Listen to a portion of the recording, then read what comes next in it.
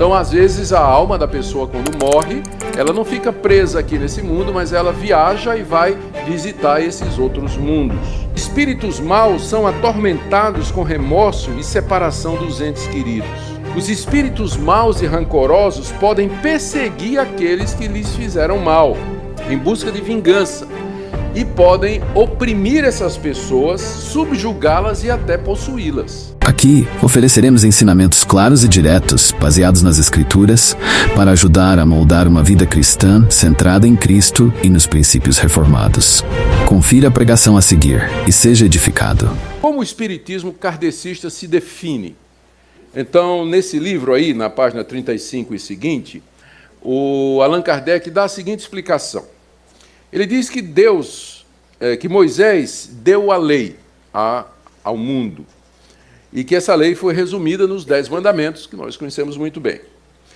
Depois de Moisés veio Jesus, que reformulou completamente essa lei e a resumiu em 2 mandamentos, no amor a Deus e no amor ao próximo. Enquanto que Moisés fala da lei, Jesus veio depois, aperfeiçoou e disse que o mais importante, de fato, é o amor. Mas Jesus também não disse tudo o que era para dizer, porque a humanidade estava ainda num estado de atraso, num estado meio que primitivo, e a humanidade precisava progredir, e a ciência precisava avançar para que a verdade fosse dita. E é então que Deus levanta Allan Kardec, trazendo a terceira revelação de Deus. Não sei se vocês perceberam a semelhança com o que nós estudamos ontem, o surgimento do islamismo, que é o mesmo raciocínio. Deus se revelou a Moisés, judaísmo, depois se revelou em Cristo, que é o cristianismo, e depois vem Deus se revelando a Maomé, que é o islamismo, a última e final revelação de Deus. É o mesmo raciocínio de Allan Kardec. Jesus não disse tudo, o cristianismo é incompleto, mas agora o mundo está maduro, o mundo está pronto para receber a última revelação de Deus. O Espiritismo, então, é essa última revelação que mostra a realidade do mundo espiritual e explica os fenômenos que antes pareciam especulações e coisas sobrenaturais.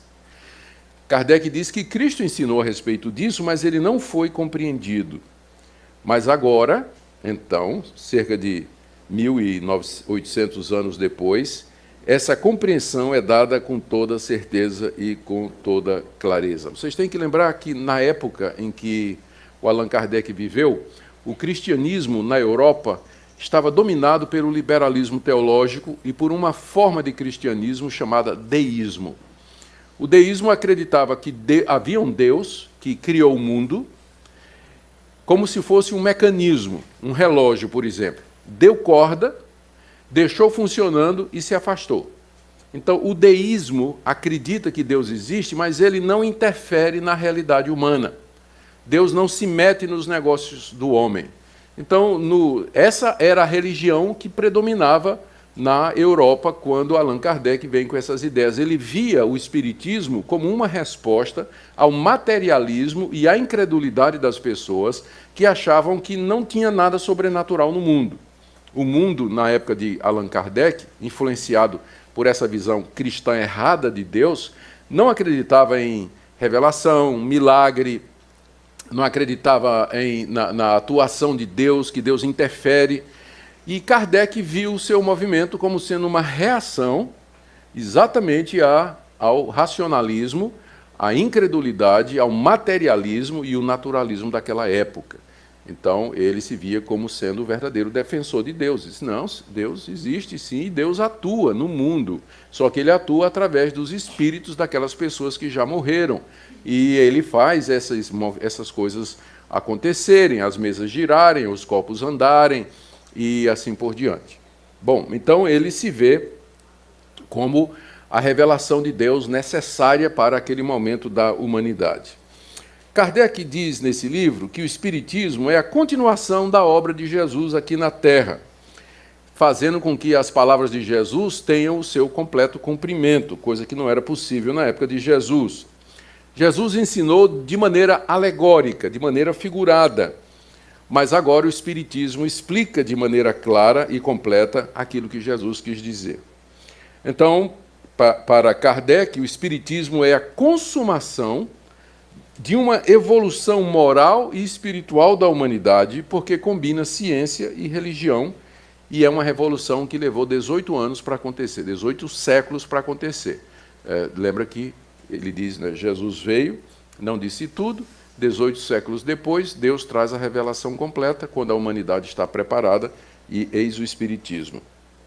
O Espiritismo, portanto, diz Allan Kardec, é o cumprimento daquela promessa de Jesus, que mandaria o Consolador, o Espírito da Verdade, que estará convosco para sempre e que vos ensinará todas as coisas. Segundo Allan Kardec, Jesus estava se referindo a ele, Allan Kardec, e as doutrinas espíritas. Ele é o Consolador, aquele que Jesus disse que viria, que traria toda a verdade e que o mundo agora não podia receber. O próprio Jesus disse, né? O mundo não pode receber o Espírito.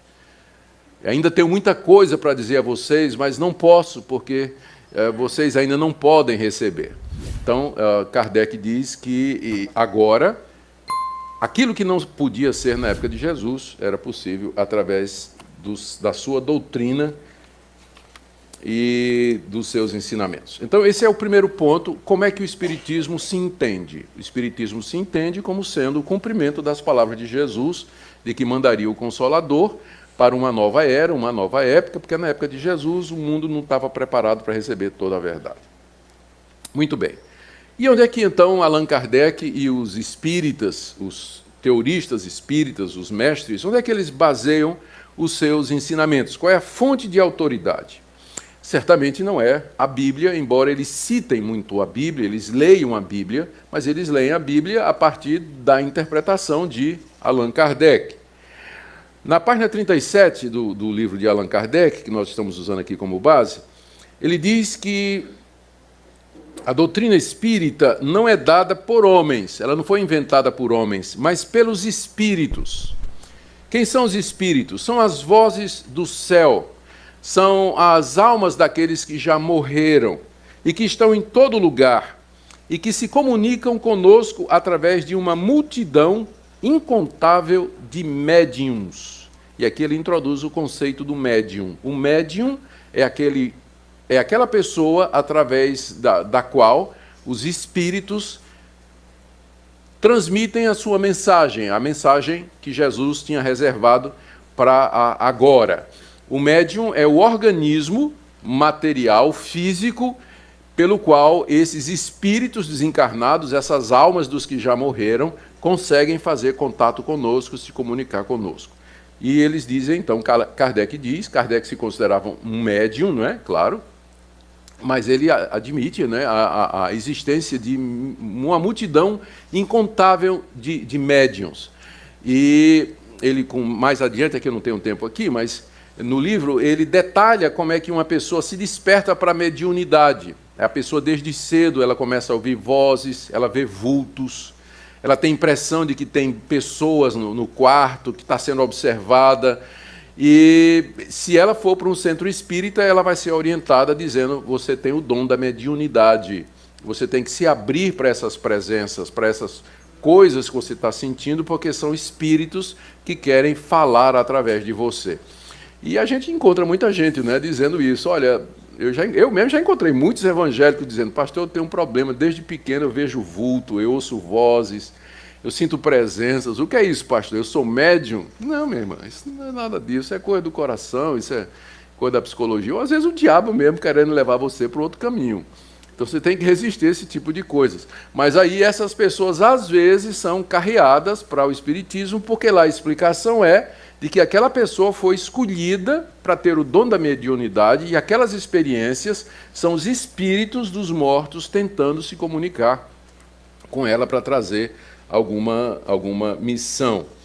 Esses espíritos trazem informações sobre o mundo espiritual que nós não conhecemos, que nós não vemos, e também a sorte que nos aguarda lá nesse mundo. O que é que vai acontecer conosco? Não é? O que é que aconteceu com os queridos que já morreram? Onde é que eles estão? Eles estão sofrendo? O que é que vai ser de mim quando eu morrer e tudo mais? Então, esses espíritos trazem esse tipo de informação. Por isso o espiritismo é popular nesse nível. Muita gente que perdeu entes queridos procura médiums para, através deles, tentar comunicar-se com um filho que morreu, uma esposa que morreu, um pai ou alguma pessoa querida. Aqui, então, essa é a origem do pensamento espírita, não é? As ideias vêm desses espíritos falando através dos médiums. Um terceiro ponto aqui. Esses espíritos, falar um pouquinho mais sobre eles, são as almas desencarnadas dos homens. É bom lembrar já de cedo agora que o espiritismo não acredita na existência de Satanás e nem acredita na existência de demônios, que são anjos caídos. Eles dizem que esses fenômenos são produzidos pelas almas dos que já morreram, mas não tem demônio e não existe Satanás. Satanás é uma personificação do mal, é uma alegoria, uma figura, para falar do mal, mas ele realmente não existe. Quando a pessoa morre, o seu espírito fica vagando perto dos seus parentes, tendo plena consciência de que morreu, vendo tudo, lembrando de tudo, reconhecendo as pessoas e com desejo de se comunicar com aqueles que haviam conhecido em vida. Isso ele diz na página 92, na página 211. Segundo Kardec, existem os espíritos bons e os maus. Os bons não são os anjos bons e os maus não são os demônios, né? São almas das pessoas que morreram. Algumas são boas e algumas são más, dependendo do que eles foram aqui na Terra. Se a pessoa foi uma pessoa má aqui na Terra, cometeu violência, foi injusta, foi um cafajeste, uma pessoa muito má, então, quando ela morre, o seu espírito é um espírito mau. E também, se a pessoa foi boa, praticou a caridade, amou o próximo, quando ela morre, o seu espírito é um espírito bom. E eles estão presos, e eles estão em diferentes estados de culpa, em diferentes estados. As pessoas que morrem, os seus espíritos estão em diferentes estados. Eu consegui aqui, tentei anotar aqui o que é que ele fala. Ele fala primeiro, uns ficam presos aos locais em que viveram. Alguns desses espíritos, né, quando a pessoa morre, o espírito fica preso ali na casa em que ele morou, no condomínio, naquela região, fica por ali. Outros podem transcender e vagar pelo universo e nos mundos outros que existem. Os espíritas acreditam na existência de outros mundos povoados por seres humanos como nós. Então, às vezes, a alma da pessoa, quando morre, ela não fica presa aqui nesse mundo, mas ela viaja e vai visitar esses outros mundos, onde ela pode até reencarnar em um outro mundo paralelo desse aí. Outros são os espíritos culpados, eles ficam perambulando pelas trevas, sem destino. Os espíritos maus são atormentados com remorso e separação dos entes queridos. Os espíritos maus e rancorosos podem perseguir aqueles que lhes fizeram mal, em busca de vingança, e podem oprimir essas pessoas, subjugá-las e até possuí-las. Os demônios não existem, na verdade, eles são espíritos maus, almas de homens perversos que ainda não se livraram dos instintos materiais. Então, de acordo com o Espiritismo, nós estamos cercados das almas dos que morreram. Algumas não estão mais aqui, foram para outros planetas, ou então estão em outro lugar, nesse mundo aqui, mas a maioria fica presa na região, nos locais que ele conheceu enquanto estava em vida, tentando se comunicar com as pessoas. Se forem espíritos bons, vão tentar trazer boas mensagens, proteger e abençoar as pessoas aqui. Se forem espíritos maus, eles são rancorosos, vão querer se vingar dos que o fizeram mal, e eles vão tentar iludir essas pessoas de toda sorte. Não é?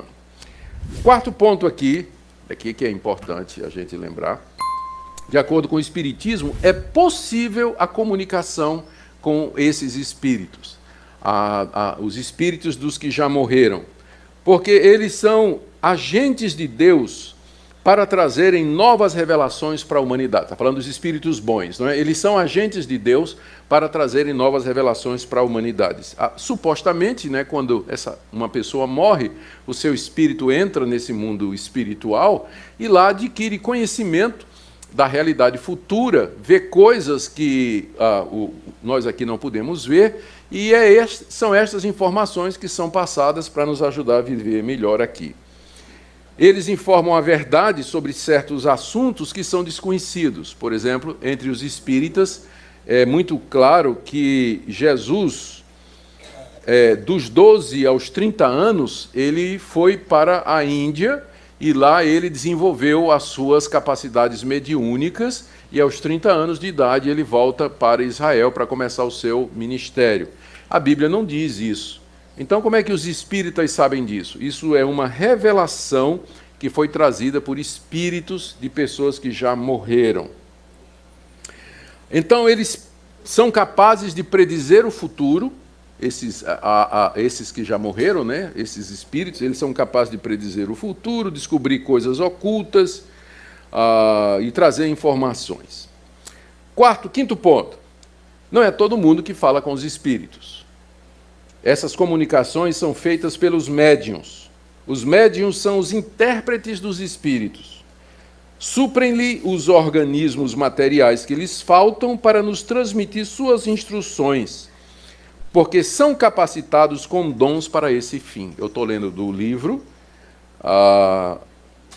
que eu citei, o que é o Espiritismo, na página 214. Segundo Allan Kardec, os apóstolos eram médiuns, os 12, né? Mateus, Marcos, Lucas... Marcos não era apóstolo, então todos eles. E que tinham recebido esse dom do próprio Jesus. Jesus era um médium super aperfeiçoado. E ele tinha dado esse dom da mediunidade para os seus seguidores, que eram os apóstolos. Olha o que ele diz mais aqui. Os médiuns são intérpretes encarregados de transmitir aos homens os ensinamentos dos espíritos.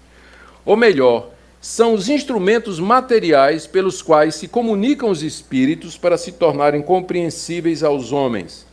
A missão dos médiuns é santa e tem o objetivo de abrir os horizontes da vida eterna. Os espíritos vêm instruir o homem sobre a sua destinação futura, a fim de orientar no caminho do bem. Agora só tem um problema. Quando você está conversando com um médium, como é que você sabe se o espírito que está falando é bom ou mal? Porque o próprio Allan Kardec diz que os espíritos maus se disfarçam de espíritos bons e usam médiuns inescrupulosos para enganar as pessoas, como falsos profetas. Sexto ponto da doutrina. Pluralidade dos mundos. Isso aqui é muito interessante. Para explicar de onde vêm os espíritos e os graus de aperfeiçoamento, Allan Kardec interpretou na casa de meu pai há muitas moradas, está lá em João 14, de 1 a 12, como sendo a referência de Jesus à existência de mundos infindáveis onde habitam e se desenvolvem os espíritos. Porque há um problema, que vai ficar mais claro adiante quando falarmos na doutrina da reencarnação. Cada pessoa que nasce, ela é a reencarnação de uma outra pessoa que já viveu em algum lugar. Mas então, de onde vêm os espíritos desse 1 milhão de pessoas novas que aparecem no mundo a cada ano? De onde vêm esses espíritos? Então, eles resolvem esse problema dizendo que existem outros mundos, que a raça humana está espalhada pelo universo em outros mundos, e que essas pessoas, elas são a encarnação de espíritos de outros homens que moram em outros planetas, que viajam pelo espaço e vêm até aqui. Então eles acreditam na pluralidade de mundos. A raça humana não está contida na Terra, mas povoa inumeráveis mundos pelo universo, página 49. E aí eles classificam, presta atenção para saber onde você está. E eles classificam esses diversos mundos em 5 categorias. Nesses mundos onde a raça humana existe espalhada pelo universo. Primeiro, os mundos primitivos, onde se dão as primeiras encarnações da alma humana. Então existem mundos primitivos, que nós não conhecemos, que a ciência nunca descobriu, né? Planetas povoados por seres humanos bem primitivos, que são as primeiras encarnações. No nível 2, tem um mundo de expiação e de prova, onde o mal predomina. São mundos um pouco mais evoluídos, mas são chamados de mundo de expiação e de prova, porque lá as pessoas que encarnam, elas sofrem, elas enfrentam o mal, a dor e a agonia, como uma maneira de purificação. Terceiro nível, mundos regeneradores, onde as almas que ainda vão sofrer pelos seus pecados buscam novas forças, repousando das fadigas da luta. Quarto nível, mundos felizes, onde o bem supera o mal. E por fim, nível 5, que é o top, né? Level top, mundos celestes ou divinos, que é a morada dos espíritos puros, onde exclusivamente só reina o bem. É onde Jesus mora, né? É no mundo celeste ou divino. Onde vocês acham que ele classifica a Terra? A Terra pertence à categoria do mundo de expiação e de provas, nível 2. Então nós somos nível 2 nos mundos que existem. Existe um nível inferior, que é chamado mundo primitivo. Nós somos o nível 2 e acima de nós tem o nível 3, 4 e 5, que é o nosso alvo. O alvo dos espíritos e o alvo da raça humana é evoluir a cada encarnação e subir de nível nesses mundos, até que encontre ou que vá morar finalmente no mundo celestial, onde só reina o bem, que é o paraíso dos espíritas, né? Cristo é, para eles, por exemplo, um espírito aperfeiçoado da quinta esfera. Cristo é um desses que está lá no nível máximo e nós moramos num planetinha nível 2, não é? Então, por isso, toda morte, todo sofrimento, porque esse é um mundo de prova. E é por isso que o Espiritismo ele parece atraente para tanta gente, porque ele fornece uma explicação para a existência do mal aqui no mundo. Que o sofrimento que existe aqui, que esse mundo aqui ele é mau, e o sofrimento predomina, porque é aqui que os espíritos vão sofrer para pagar os seus erros, pagar os seus pecados, para daqui evoluir para um mundo melhor, onde eles não passarão mais por tanto sofrimento. Se você gostou deste vídeo e quer continuar sendo abençoado com mais conteúdos poderosos, não se esqueça de se inscrever no canal Ecos da Salvação. Isso ajuda você a não perder nenhum dos próximos vídeos com pregações impactantes do Reverendo Augustus Nicodemos. Deixe seu gostei, compartilhe com seus amigos e familiares para que mais pessoas sejam tocadas pela Palavra de Deus.